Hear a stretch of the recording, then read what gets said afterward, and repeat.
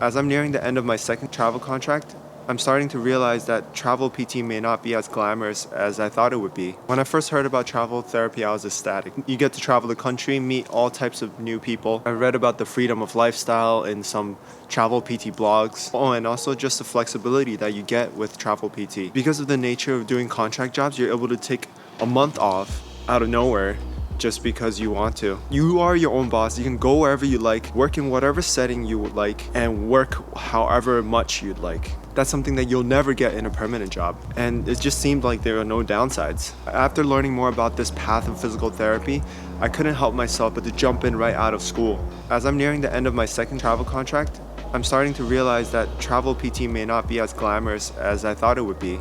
So both of these contracts I've done in Northern California. Sure, the flexibility is great and the pay is better, but I think there are some other things about travel PT that people don't really think about. And there has to be a reason why certain places want to hire travelers. Perhaps it's in a rural area where there aren't enough PTs to supply the demand, or perhaps it's more like a seasonal thing where there's a sudden increase in population in like a ski town. Or perhaps the clinic has high productivity demands, which makes it hard for them to retain employees. In my previous video, I talked about how you can potentially expedite your growth as a PT by doing travel contracts. In this video, I want to discuss the opposing view. PT contracts are by nature 13 weeks long, and that's not a very long time. So I think that can lead to the attitude of, I'm just going in there, doing my thing, and I'm getting out. Talking to my coworkers who happen to all be travelers, basically, I think oftentimes this is how most of us feel. It's almost like a coping mechanism, knowing that the end is near because you're only here for 13 weeks.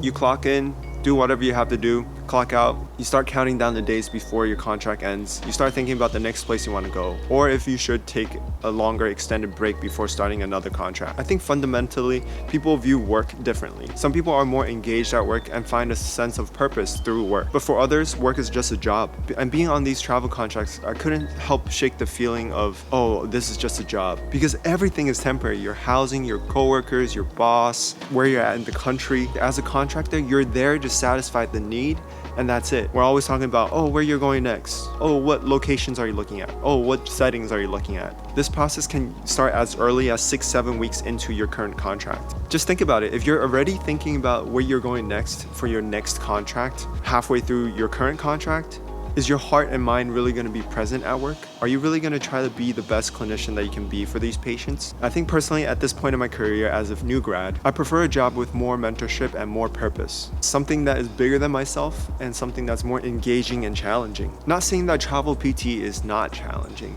It definitely is, but I think it's challenging in a different way. I really want to represent a clinic and carry the name of a clinic, not just at work, but also outside of work in the community. I want to be part of a team with mentorship, providing quality care. I want to develop deeper relationships with my coworkers and my patients. I want to help market a clinic, whether it be online or offline, and help grow a small business. I want to teach and become a more confident presenter in front of an audience. I think I really want to just put my heart into something bigger. I think there's no one right answer.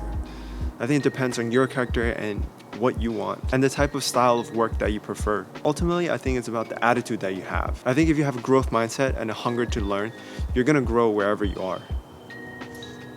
Yeah, if you like this type of content, like and subscribe, and there's more to come.